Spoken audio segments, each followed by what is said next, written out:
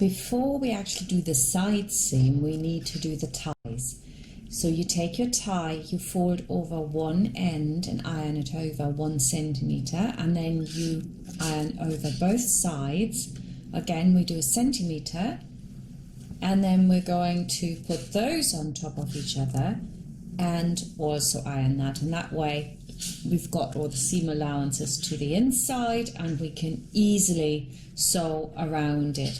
You might want to check that actually it fits into your slider. My pattern will bring your tie to 1.5 centimeter width, which fits in most of these standard sliders.